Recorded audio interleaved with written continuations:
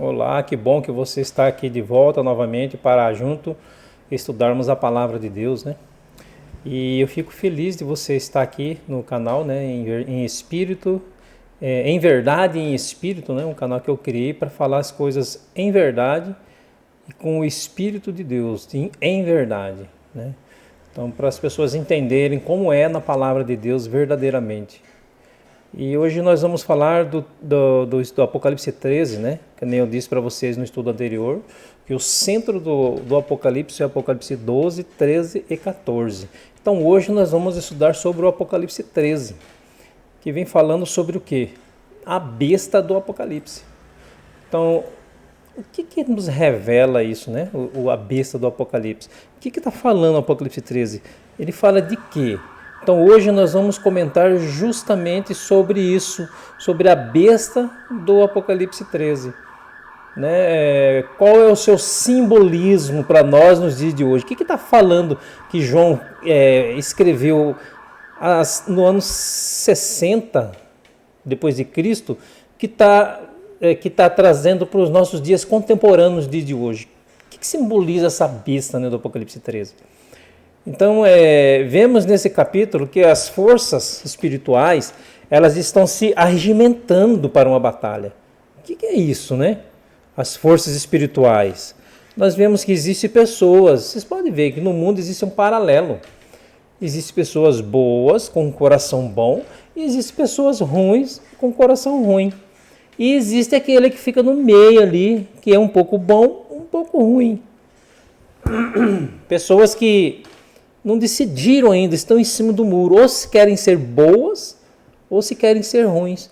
No meio termo, a palavra de Deus diz que não existe.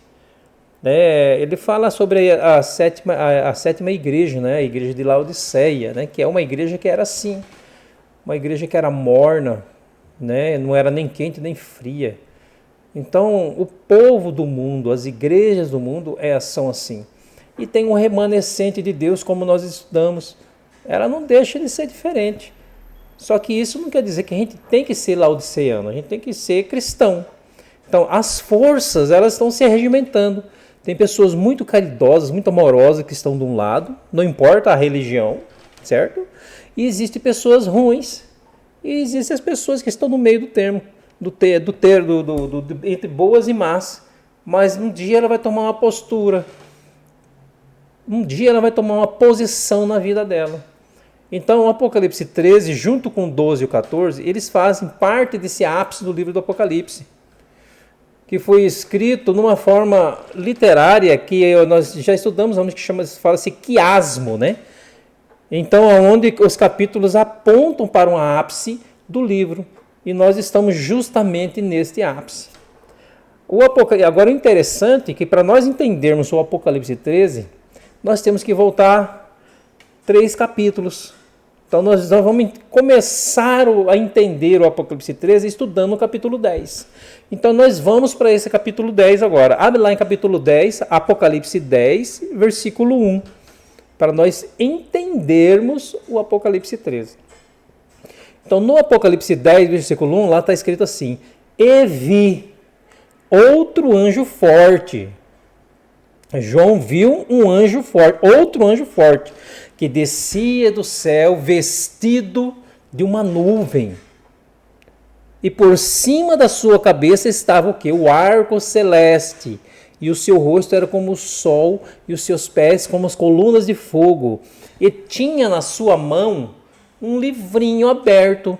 E pôs seu pé direito sobre a areia, sobre o mar, areia do mar, e o esquerdo o seu pé direito sobre o mar e o seu pé esquerdo sobre o quê? A terra. Então dá a entender isso, né? Que ele colocou o pé sobre a areia do mar e sobre o mar. Ele estava pisando na areia e na água. Então dá a entender isso, né? Então, e quem é esse anjo? Ele é o próprio Cristo, é o próprio Jesus. E que livro é esse? É o livro de Daniel, que estava fechado até o tempo do fim. Mas agora, no tempo do fim, ele se abre. Na mão de Jesus, ele já está aberto. No versículo 2 está escrito assim: E tinha na sua mão um livrinho aberto e pôs o seu pé direito sobre o mar e o esquerdo sobre a terra. O que significa essa posição? Cristo com o pé direito no mar e o pé esquerdo na terra. O que significa isso? Significa sua autoridade. Ele tem autoridade sobre a terra e o mar. Jesus tem essa autoridade. No Apocalipse 10, ele é aquele que tem autoridade sobre toda a terra. No Apocalipse 13, você vê uma besta que sai do mar e uma besta que sai da terra. Por que nós temos duas bestas no capítulo 13 que saem do mesmo local onde Jesus estava com os pés? Porque essas duas bestas do Apocalipse 13, elas estão tentando usurpar o lugar de Cristo, de Jesus Cristo. São poderes que tentam assumir o lugar de Jesus. É por isso que no capítulo 10 ele tem o peia sobre ele, né? Sobre a terra, o pé sobre a terra e o pé sobre o mar. E no capítulo 13 os dois poderes, né, se levantam da terra e do mar para tentar usurpar o lugar que pertence a quem? A ele. A quem? A Cristo, a Jesus. São poderes usurpadores que tentam adoração para si, que querem o planeta Terra para si, mas quem é o dono é Jesus Cristo. Nossa missão hoje é identificarmos esses dois poderes que são esses e quem são esses dois poderes, certo? Então nós vamos identificar através do estudo da palavra que você está acompanhando comigo. Então vamos para as características, né, que nos ajudam a identificá-lo. No Apocalipse 13, verso 1, está escrito assim: E eu pus-me sobre a areia do mar, e vi subir do mar uma besta que tinha o quê? 7 cabeças e 10 chifres. E sobre os seus chifres, 10 diademas. E sobre as suas cabeças, olha só, um nome de blasfêmia. Então, a primeira informação que chega é que esse poder tem 7 cabeças e 10 chifres. Ao longo da história, esse poder tem sido identificado como Roma em suas duas fases, como a gente já estudou nos capítulos anteriores. Roma pagã tem a ver com o Império Romano, que governou o mundo até o ano 476 de Constantino. E Roma papal tem a ver com a Igreja Romana, que começa o seu domínio em 538 e vai até 1798. Será que podemos afirmar isso? Será que nós podemos afirmar isso? Vamos começar com uma besta que em Apocalipse animal representa reino, né? Ou poder. E ele possui 10 chifres e 7 cabeças. Daniel 7,3 ajuda a entender Apocalipse 13. Né? Por quê? O que representa esses animais? Né? Eu já falei, representa reino ou poder. Mas lá ajuda a entender. Na onde? Daniel 7, versículo 3. E ajuda a entender o Apocalipse, capítulo 13. Então, para a gente entender melhor o Apocalipse 13, vamos abrir em Daniel 7, versículo 3. Abra aí para nós. Vamos abrir? E 4 animais grandes, diferentes um dos outros, subiam do mar. Lembram desses animais? O primeiro era parecido com o leão, o segundo com o urso, o terceiro com o leopardo e o quarto animal parecia o quê? Um animal terrível, espantoso. Aí está a descrição dos 4 animais. Na onde? Daniel 7, versículo 3. Um leão com asas, né? Um urso com 3 costelas na boca, um leopardo, né, com asas, e o animal terrível e monstruoso. Né? Então, a gente entende que esses animais, como está escrito em Daniel 7:17, abra aí em Daniel 7:17. Lá está falando que estes grandes animais, que são 4 reis que se levantarão da terra. Lá está falando isso, pode abrir lá. Então o livro de Daniel ensina que animal em profecia significa um reino ou um rei. Uma besta, então, significa reis, reinos. A primeira besta, ela tem 10 chifres e 7 cabeças. O que são os 10 chifres? Apocalipse 17, versículo 12. Diz o quê? Diz assim: e os 10 chifres que vistes são 10 reis, que ainda não receberam o reino, mas receberão poder como reis por 1 hora, juntamente com a besta. O próprio Apocalipse 17 está interpretando Apocalipse 13. Está dizendo que os 10 chifres da besta são 10 reis. Quais são esses 10 reis? Quais são eles? No estudo historicista diz que as 10 tribos bárbaras que invadiram o Império Romano do terceiro e quarto século, da era cristã, são esses 10 chifres. Certo? Se você pegar Isaac Newton, que também escreveu o livro sobre as profecias de Daniel e Apocalipse, você vai ver que Isaac Newton, lá em 1733, já afirmava essa mesma interpretação. E ele colocava os 10 chifres como sendo os vândalos, os álamos, os suevos, os visigodos, os burgúndios, né? Os francos, os lombardos, os bretões, os hunos e a Ravenna, né? Que são as 10 tribos bárbaras. Que lá no ano de 1738, no ano 500, antes de 538, eles tomaram o poder de Rômulo Augusto, o imperador de Roma. Então, tanto Isaac Newton, que escreveu mais sobre teologia do que sua própria ciência, quanto os historiadores modernos, eles dizem que Roma, Império, perde o seu poder para essas 10 tribos bárbaras. Roma perde o seu poder. O último imperador de Roma foi, que nem eu falei já, Rômulo Augusto, que ele perdeu em 476 para essas 10 tribos bárbaras que eu já mencionei. Então vamos lembrar, Babilônia perdeu seu poder para quem? Para Medo-Pérsia. Agora nós vamos identificar as 7 cabeças, meus amigos. Certo? A Babilônia perdeu o seu poder para a Medo-Pérsia. A Medo-Pérsia perdeu o seu poder para a Grécia. A Grécia perdeu o seu poder para quem? Para Roma. Né? E Roma, ele perdeu para quem? Para ninguém. Porque a Roma, ela tem 2 estados. Ela tem a Roma pagã, que é na era cristã, antes, quando eles perseguiam os cristãos, e depois Roma cristã, com Constantino fazendo as igrejas, as grandes catedrais, que hoje são onde a igreja católica comanda. Então, a era pagã e a era cristã, certo? Então, Roma é minada na base pelas 10 tribos. Quando? Lá em 476. Que invadiram seu território e foram tomando o poder. E quando cai Roma Ocidental, em 476, a figura de mais importância que vai sobrar são quem? Os bispos de cada cidade. Chegando num momento que o bispo da cidade de Roma assume a preeminência sobre os outros bispos. E isso acontece pelo decreto de Justiniano, em 533, que era o imperador de Roma Oriental.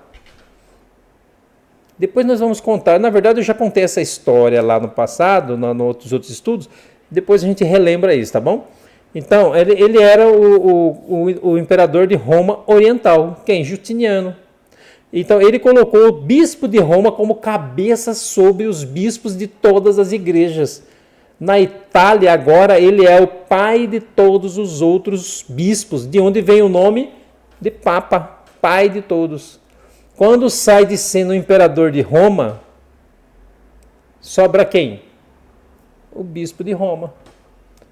Um dos títulos do imperador romano é de Sumo Pontífice, título dado ao imperador, no caso de César Augusto, Justiniano, Rômulo Augusto, eles eram Sumo Pontífice. Agora, quem que assume esse título? O Papa. Quando sai de cena Roma Imperial, já está em cena Roma Papal. Então nunca acabou Roma. O Império Romano não terminou. Esse poder de Apocalipse 13 são os 10 reinos que iam minar a autoridade de Roma Imperial e preparar o caminho para Roma Papal. Esse poder é identificado possuindo 7 cabeças. Agora sim nós vamos adentrar nas 7 cabeças, né? Que eu falei antecipado ali. Então, fala das 7 cabeças. Apocalipse 17, versículo 9, aqui está escrito assim. Abra lá, Apocalipse 17, versículo 9. Aqui o sentido, quem tem sabedoria? As 7 cabeças são 7 montes. Olha que interessante. Sobre os quais a mulher está assentada. E são também 7 reis. 5 já caíram. E um existe. E o outro ainda não é vindo. E quando vier, convém que dure um pouco de tempo. Aqui está o sentido. Quem tem sabedoria? 7 cabeças são 7 montes. E também são 7 reis. E você já ouviu por algum comentário dizendo que Roma é a cidade das 7 colinas, não é verdade? Mas ao olharmos para as profecias, não podemos confundir as coisas. Monte na Bíblia não são literais. É sempre simbolismo, porque fala em várias partes da Bíblia. Então, nessa interpretação que alguns fizeram das 7 colinas de Roma como sendo o cumprimento dessa profecia, ela não está correta. Porque monte na profecia não quer dizer a exata colina. Ainda que Roma seja conhecida como a cidade das 7 colinas, o texto não está falando de colinas literais. O texto está falando de montes. E o que representa montes na profecia? A mesma coisa que reis. 7 reis, que nem eu já falei, a gente leu lá. É por isso que está dizendo que são 7 montes e também 7 reis. O que acontece agora em Daniel 2? Quando aquela pedra atingiu os pés da estátua e destruiu toda a estátua. Lembra lá? Cabeça de ouro, aqui de prata, quadril de bronze, pernas de ferro e pés de barro e ferro. Então, a estátua, a pedra cai no pé da estátua. O que acontece com essa estátua quando a pedra cai?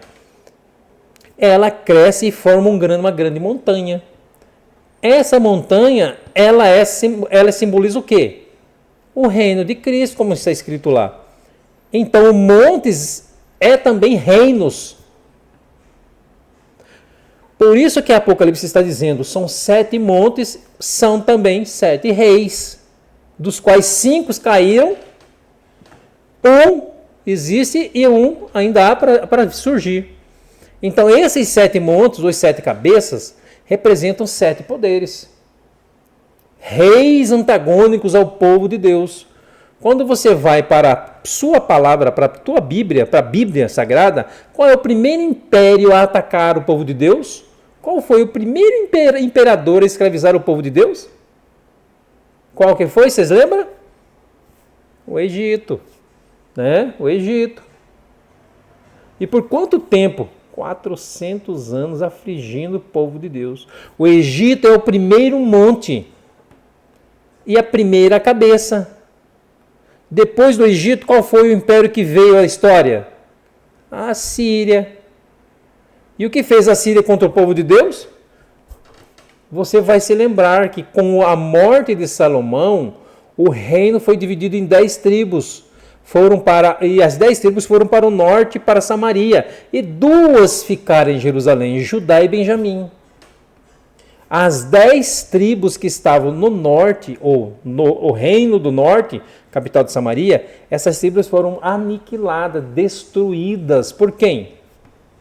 Pela Síria, pelo cativeiro assírio em 722 a.C.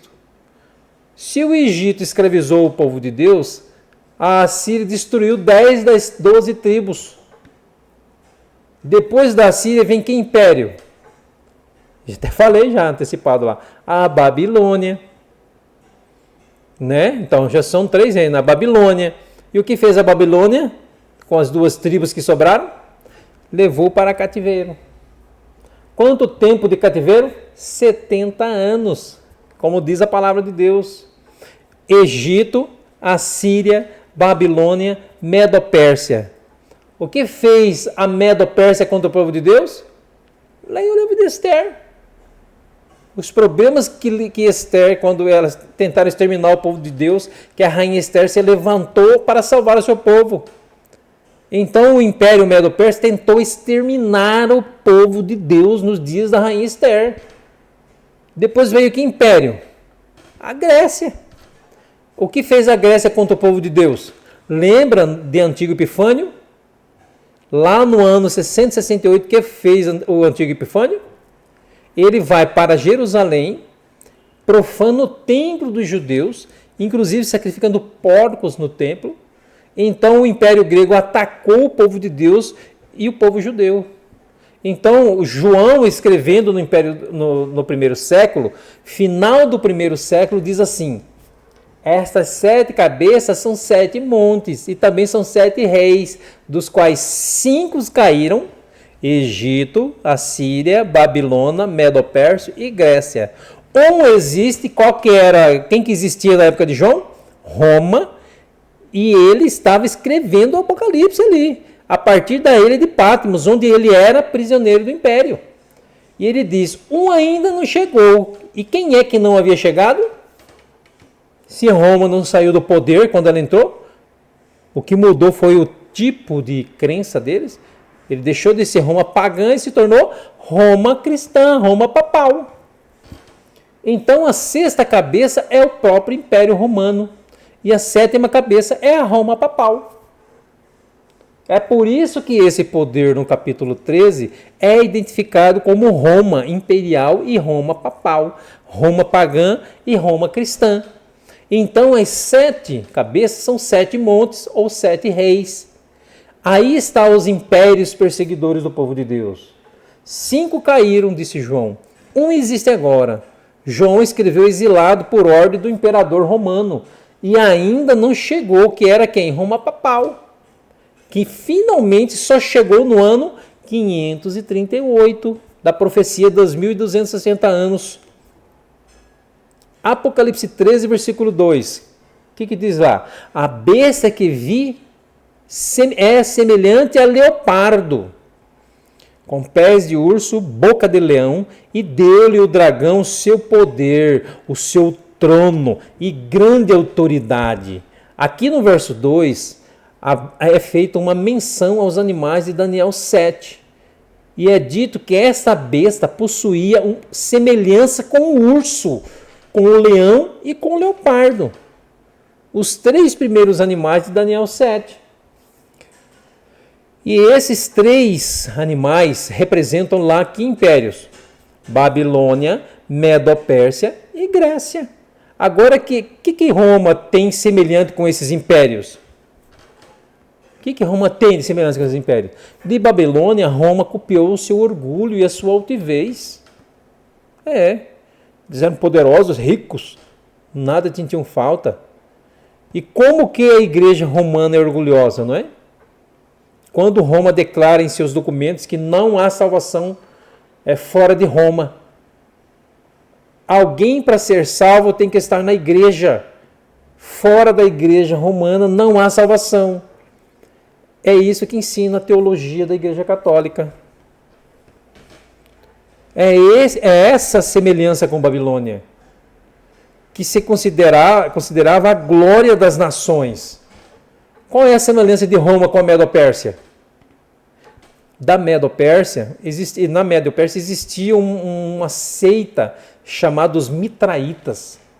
Os Mitraitas são, na história, o povo mais antigo que nós temos conhecimento, adorando o sol.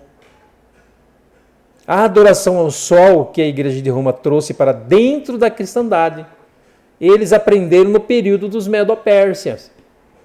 Os Mitraitas adoravam o Deus Sol no primeiro dia da semana.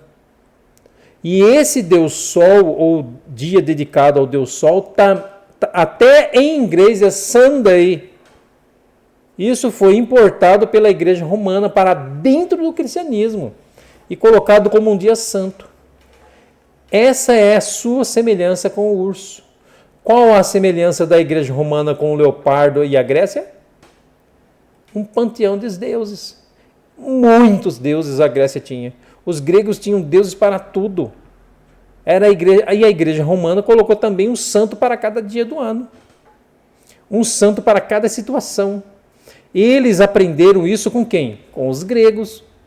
Apocalipse 13, versículo 5, diz assim: e foi-lhe dada uma boca para proferir grandes coisas e blasfêmias, e deu-se-lhe poder para agir por 42 meses.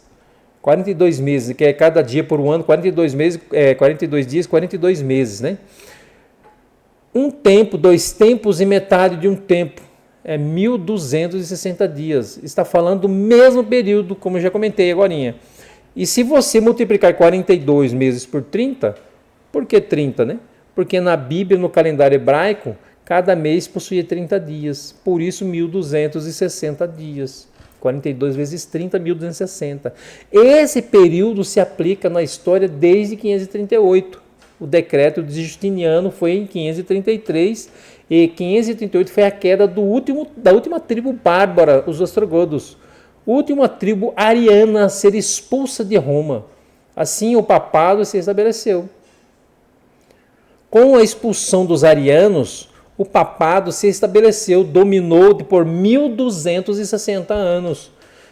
E perdeu seu domínio quando? Em 1798. Para ser exato, no dia 15 de fevereiro de 1798.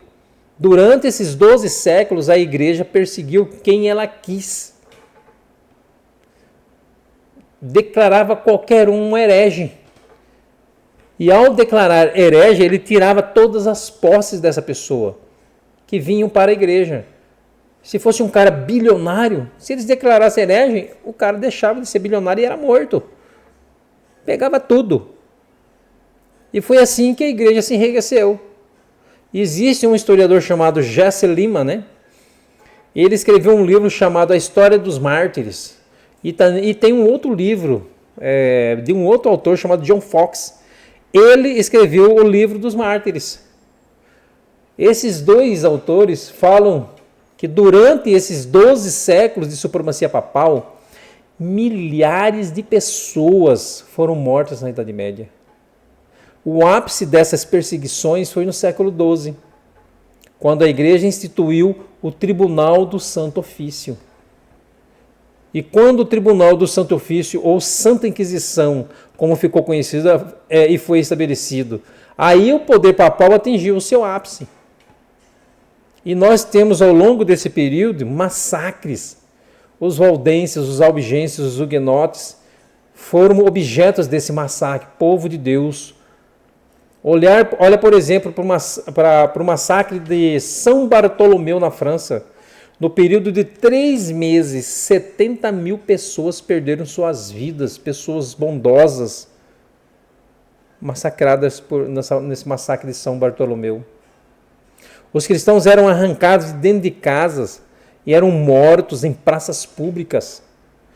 A mais fina flor da nação francesa morreu no massacre de São Bartolomeu. E quando as notícias do massacre chegaram a Roma, vocês sabem o que eles fizeram? Os líderes lá soltaram fogos. Fizeram badalar o sino do castelo do Sant'Angelo, né? Deram salvas de canhão. Alegre porque mataram pessoas bondosas.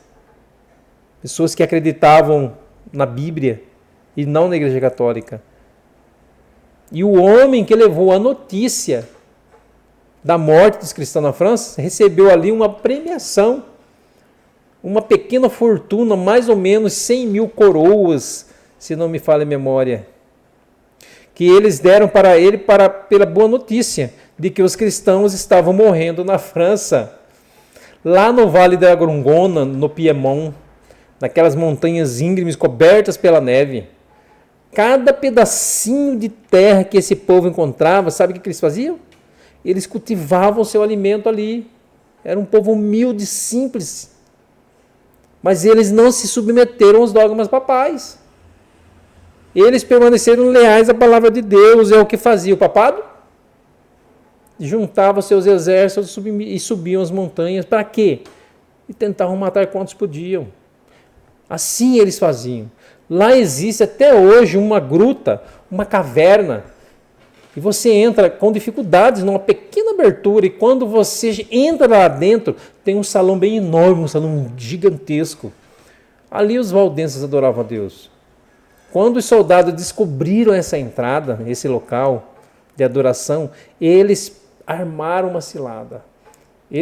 Na hora que estavam todos os valdenses reunidos lá, eles tamparam a entrada e jogaram fogo por cima.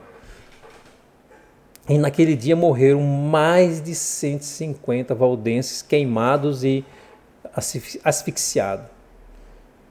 Perseguindo os valdenses, eles alcançavam mulheres e crianças, matavam todos sem piedade. E quando eles destruíram as moradas, as vilas dos valdenses, eles matavam todos. E os valdenses tinham que fugir no inverno. Os corpos depois eram encontrados de mães agarrados aos seus bebezinhos congelados. Você não tem a ideia do que foi o ódio de Satanás contra a igreja na Idade Média. Nós não temos ideia. Existe a história de um homem chamado Lapulu, que se aliou ao papado. E ele matou milhares de valdenses no monte da Itália e no sul da França. As perseguições duraram 12 séculos, 1200 anos. Quando é que isso acabou? Apocalipse 13:3. Vamos ver lá? E vi uma das suas cabeças como ferida de morte. O que foi essa ferida de morte? Em uma das suas cabeças? A prisão do Papa. Mas o texto diz assim: e a sua chaga mortal foi o quê? Curada. E toda a terra se maravilhou após a besta. A ferida mortal dada ao papado em 15 de fevereiro de 1798, 1800, 1900, 2000, nós estamos em 2025. Então essa ferida foi no dia 15 de fevereiro de 1728. E no Apocalipse 13 está falando que a ferida foi curada. E toda a terra se maravilhou após a besta, depois dessa ferida. Foi curada. Ainda foi curada? O que vocês acham? Ainda não. Está num processo de cura. E ela vai voltar com poder. E um dos passos dados nesta cura foi o quê? O acordo, o Tratado de Latrão, assinado por Benito Mussolini.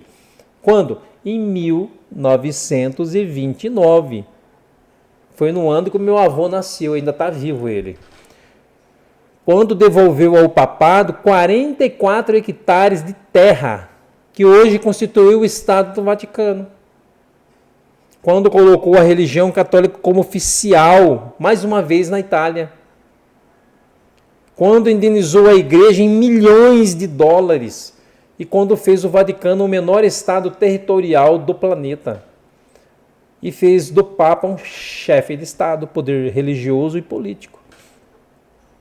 Dentro dos muros de Roma, desses 44 hectares de terra, o presidente é o Papa. O chefe de Estado é o Papa. Ali são suas leis. O que diz a profecia? Esta ferida mortal vai ser curada. E a autoridade que o papado teve na Idade Média voltará. Como será isso? Nós vamos entender agora. Apocalipse 13, versículo 8. Abre lá para nós. Adorá-lo-ão todos os que habitam sobre a terra. O papado será adorado por todos os que habitam sobre a terra. Mas quem são eles? Aqueles cujos nomes, o quê? Não foram escritos no livro da vida do Cordeiro, que foi morto desde quando? Desde a fundação do mundo. Quem é que vai adorar esse poder? quem não tem o seu nome no livro da vida. Quem se submeter a esse poder não terá o seu nome no livro da vida. Então, olha a escalada dos papas. Olha os 4 últimos papas que nós tivemos. Esse poder que no passado amedrontava, que causou a morte de milhares de cristãos, hoje é respeitado pelos líderes mundiais. Olha quantos chefes de estados compareceram ao velório do João Paulo II, vocês lembram? Presidente norte-americano, esqueci o nome do presidente. Todos eles, os outros grandes, né? Os dois, aquele presidente que foi anterior, eu esqueci o nome dele. Mas foi todos os ex-presidentes dos Estados Unidos e o presidente atual foram no velório de João Paulo II. Do Brasil, todos os chefes, os líderes. Então, o mundo está se submetendo à autoridade papal. O Papa hoje já goza de boa reputação, de privilégios. Rui Barbosa é considerado um dos maiores juristas que nós temos na história brasileira. Soteropolitano, né? Uma mente privilegiada. E ele estava em uma viagem na Europa visitando a Alemanha, quando ele entrou em contato com um livro chamado O Papa e o Concílio. Esse livro que ele encontrou na Alemanha havia sido escrito por um homem que não se identificou, porque certamente seria perseguido e morto. Então ele usou um pseudônimo, Janus.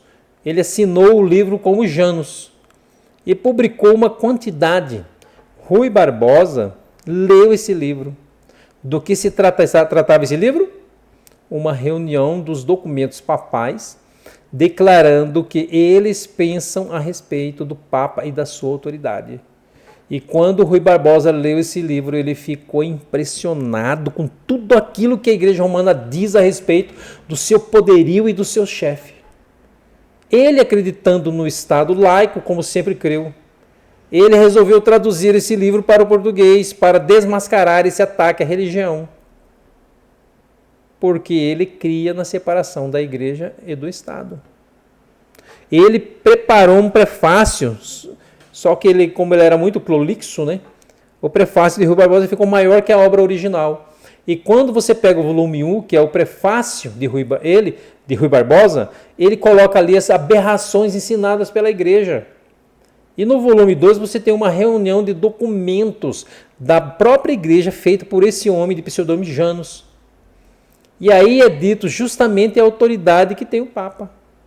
Ele tem tanta autoridade, tanta dignidade, que ele pode mudar qualquer mandamento da lei, sem com isso ferir nada. Ele tem o lugar de Cristo na terra. É isso que ele almeja. Ele é o próprio Deus na terra. É isso que ele acredita, que eles pregam, eles ensinam. É por ser o próprio Deus na terra, ele deve ser adorado. Inclusive com genuflexões. O que é isso? Se ajoelhar perante ele, como fazem. Você acha que esse poder não vai voltar? Vai. Como? Porque haverá uma união. E quem vai se unir a esse poder? A segunda besta. Apocalipse 13, versículo 11. E vi subir da terra outra besta, e tinha 2 chifres semelhantes ao de cordeiro, e falava como dragão. Era semelhante ao cordeiro, com 2 chifres, mas falava como dragão. Quem é o cordeiro na Bíblia? Jesus. Essa besta tem aparência religiosa, mas fala como o diabo. Esse poder é os Estados Unidos da América. Estados Unidos da América do Norte. E essa nação que se levantará da terra. Ele possui 2 chifres, apontam para a liberdade civil e religiosa. Em 1620, foi o ano que os pais peregrinos que fugiram da Inquisição da Europa chegaram em um novo mundo, aqui nas Américas. Essa data ainda está em pleno domínio papal, que foi em 1798, que o Papa perdeu o poder. Então, em 1620, o poder papal ainda estava dominando. os cristãos começaram a fugir da Europa para o norte, até que chegaram às praias da Holanda e pegaram um barco tentando fugir, atravessando o Atlântico, em um barco chamado Speedwell, chegando até o sul. Da Inglaterra, eles pegaram um outro barco chamado Mayflower. E pouco mais de 100 pessoas, liderado pelo pastor John Robinson, eles vão cruzar o Oceano Atlântico, cerca de 90 dias de viagem, e eles aportam nas praias de Massachusetts, lá no Novo Mundo, hoje conhecido como Massachusetts, nos começos não era, certo? A data da chegada é comemorada até hoje como o Dia de Ações e Graças, quinta-feira de novembro. Quando começa a colonização dos peregrinos, eles tinham um lema. Qual que era esse lema? Um estado sem rei e uma igreja sem papa. Em outras palavras, nós não queremos mais uma monarquia e não queremos mais uma igreja mandando em nós. Os 2 chifres do cordeiro era civil e religiosa, que são os 2 poderes. Só pecaram na obrigatoriedade de seguir a igreja. Guardavam o domingo e queriam obrigar as pessoas a guardar o domingo e seguir a igreja. Quando chegou Roger Williams em Plymouth, primeira colônia, viu a realidade da colônia, que era Plymouth lá, né? Ele viu a realidade. Roger Williams era contrário à ideia de adoração forçada. Pregava que a adoração deve ser o quê? Espontânea. E começaram a persegui-lo. Até que teve que fugir de Plymouth. E ele fugiu no inverno, quase morreu. Foi salvo por índios. Conquistou os índios e pregou para eles, os índios, né? A sua visão de religiosidade, muito insatisfeitos em Plymouth, começaram a fugir de Plymouth e irem até Roger Williams, onde ele estava, aumentando o número de membros que lá estava. Lá ele escreveu o primeiro tratado de liberdade religiosa. A colônia que o acolheu, ele colocou o nome de Providence, né? Providence, que hoje é Providence lá. Ellen White escreveu um capítulo do Grande Conflito, dedicado a Roger Williams, essa grande escritora, né, chamada Ellen G. White, né? Ou Ellen Gold White. E Roger Williams, ele fundou a primeira igreja batista lá no ano de 1632. Ele que lançou as bases da liberdade civil no novo continente. E a partir do documento que ele escreveu, Roger Williams, foi formulada a Constituição norte-americana. Então, a Constituição que finalmente declarou sua independência em 1776 tem sua raiz no documento formulado por Roger Williams. Desculpem. Essa história é ensinada nas escolas dos Estados Unidos. Essa nação, esse poder, Estados Unidos da América, que começou pregando a liberdade política e religiosa, é a que fala como dragão. No Apocalipse 13, versículo 12, diz assim, abre lá Apocalipse 13, versículo 12. E exerce todo o poder da primeira besta na sua presença, e faz que a terra e os que habitam adorem a primeira besta, cuja chaga mortal foi curada. Os Estados Unidos forçará o mundo a adorar o papado.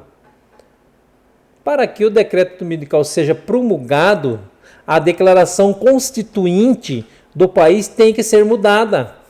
Isso está escrito no livro Grande Conflito, né? Capítulo 16, o mais sagrado direito do homem, no livro dessa escritora conhecida como Ellen Gold White. Depois vocês leiam, foi distribuído esse livro no mundo inteiro, o Grande Conflito, né? Então lá vocês vão ler do capítulo o mais sagrado direito do homem. Está falando sobre isso que eu falei agora. No Apocalipse 13, versículo 17, diz assim: para que ninguém possa comprar ou vender, senão aquele que tiver o sinal ou o nome da besta, ou o número do seu nome. Ezequiel 20, versículo 12, diz qual é o sinal de Deus. Qual é o sinal de Deus? Aí a gente vai saber qual é o sinal da besta, que a gente leu lá no Apocalipse 13, versículo 17. Qual que é o sinal ou o nome da besta? Então, se a gente sabe qual que é o sinal de Deus, a gente vai saber qual que é o sinal da besta. O sinal do povo de Deus é um, e Satanás imita o sinal de Deus, imita. Então, qual que é o sinal de Deus? Ezequiel 20, versículo 12 e versículo 20. Lá diz assim: e também lhes dei os meus sábados para que servissem de sinal entre mim e eles, para que soubessem que eu sou o Senhor que os santifica. Aí versículo 20 diz assim: e santificai os meus sábados, e servirão de sinal entre mim e vós, para que saibais que eu sou o Senhor vosso Deus. Então, se o sinal de Deus é o sábado e é um dia o sábado, o sinal da besta também é um dia. Apocalipse 7, versículo 2, olha só o que diz. E vi outro anjo subir do lado do sol nascente, e que tinha o selo do Deus vivo, e clamou com grande voz aos 4 anjos, a quem fora dado o poder de danificar a terra e o mar, dizendo: não danifiqueis a terra, nem o mar, nem as árvores, até que hajamos selado nas suas testas os servos do nosso Deus. Se o sinal de Deus é o sábado, e vai estar nas testas, na mente da pessoa e nas mãos, eles não vão trabalhar nesse dia para o seu próprio sustento, qual que é o sinal da besta? Eu vou falar daqui a pouco. Os que aceitam a lei de Deus e o sábado recebem o selo de Deus. Quem vai receber o selo da besta? Aqueles que compreendendo o sábado rejeitam a aceitá-lo e aceitam o domingo. Então, o domingo não é o sinal de Deus, é o sinal da besta. Quando será isso? Quando for lei feita pelo Congresso dos Estados Unidos da América. Antes não é ainda o sinal da besta. Em 1880, o filho de Ellen White foi preso por estar trabalhando na casa publicadora no domingo. O decreto já existe e é observado por muitos nos Estados Unidos da América e no mundo. Só que nós vamos precisar de uma autorização para comprar e vender. Que é isso diz lá. Para a gente ter essa autorização de comprar e vender, a gente tem que ter o selo da besta. Trabalhar sábado e descansar no domingo. E para esses eventos que caminham a passos largos o povo do mundo. O povo de Deus não vai obedecer, vai guardar o sábado. Então, o Vaticano se unirá aos Estados Unidos. Dies Domini é uma carta apostólica promulgada pelo Papa João Paulo II em 30 de julho de 1998. 1998. Há 27 anos atrás. Nesse documento, o Papa João Paulo incentiva a população católica a redescobrir o significado por trás da santidade do dia do Senhor. O Papa João Paulo II explica o significado do domingo à luz da tradição cristã. Na década de 1980, começaram as reuniões entre o Vaticano e os Estados Unidos. Até a revista Times publicaram como matéria de capa a Santa Aliança. Em 1951, foi levada uma proposta ao Congresso norte-americano para estabelecer relações diplomáticas para com o Vaticano. Quando foi apresentada, houve pessoas que acharam um absurdo a proposta que teve. Ela teve que ser retirada de votação, porque estava tendo desavença, briga ali. Agora, se em 1951 aconteceu essa briga... Desculpem.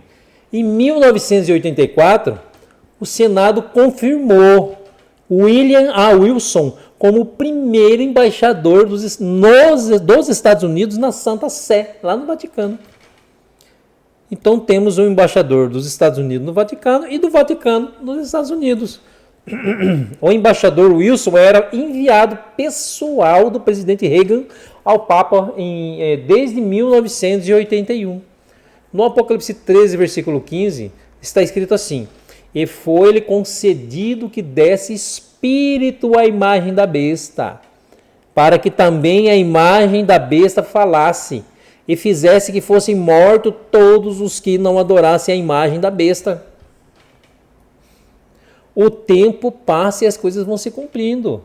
Reuniões do Papa no Congresso e na sede da ONU em Nova York, lá tem até uns vídeos no YouTube mostrando isso aí, que o Papa foi ovacionado de pé no Congresso dos Estados Unidos. Olha só, em 1951 não queria nem saber. Já agora, eu esqueci o ano, recentemente aí, o Papa foi ovacionado, o que é isso? Foi aplaudido de pé nos Estados Unidos no Congresso. No Apocalipse 13, diz assim, que o fim se aproxima. Por quê? O mundo caminha para uma direção que será necessária uma governança mundial. Os países estão em crise política.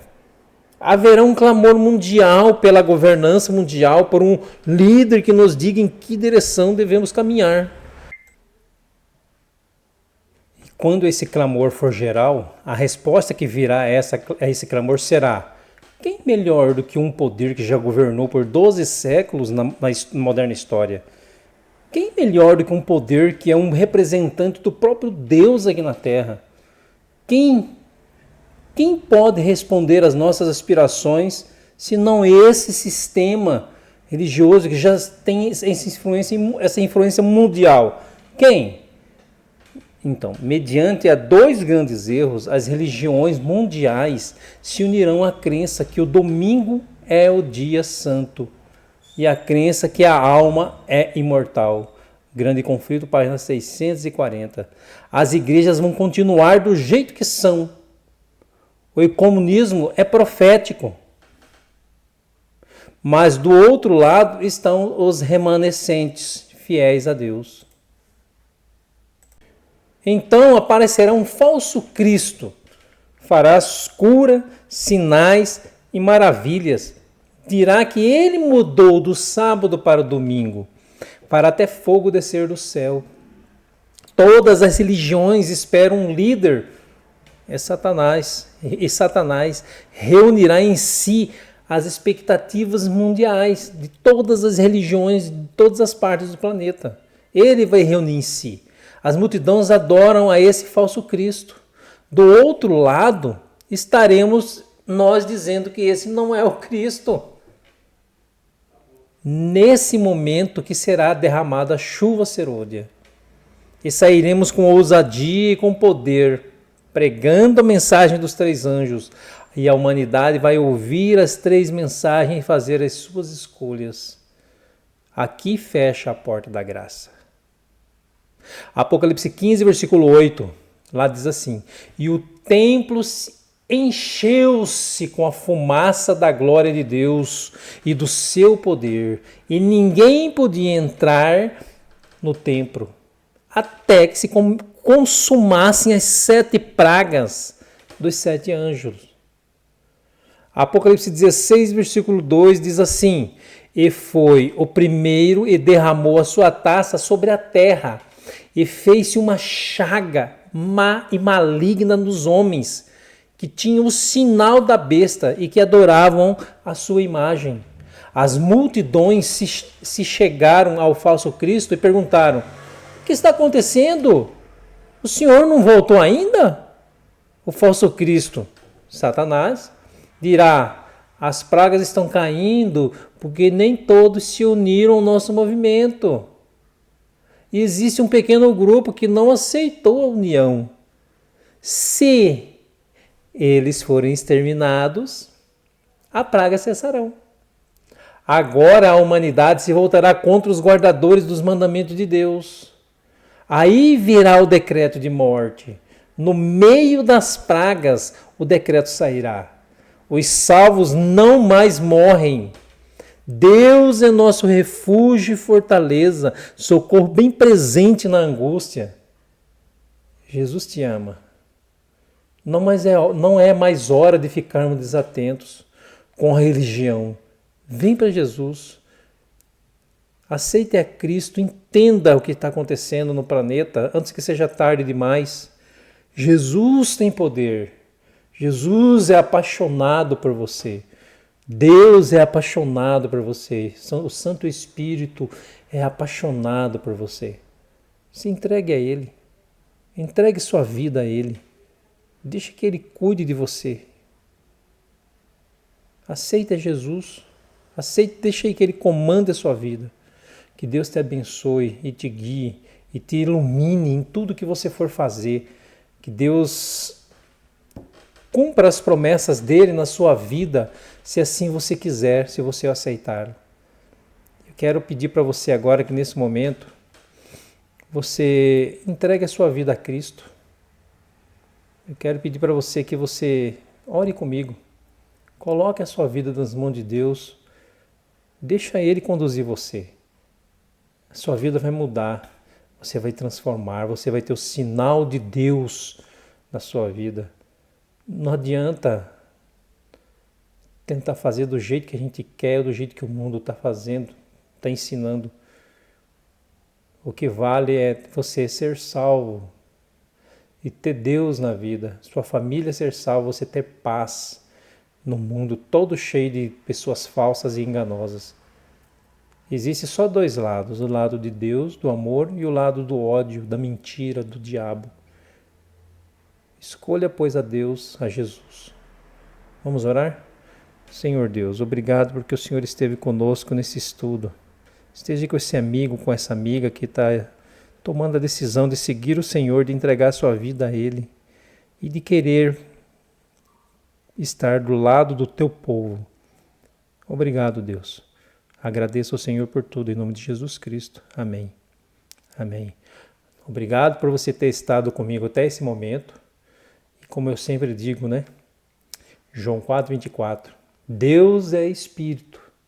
Importa que os seus adoradores o adorem em espírito e em verdade. Tchau, fica com Deus e até o próximo estudo, tá? Amém.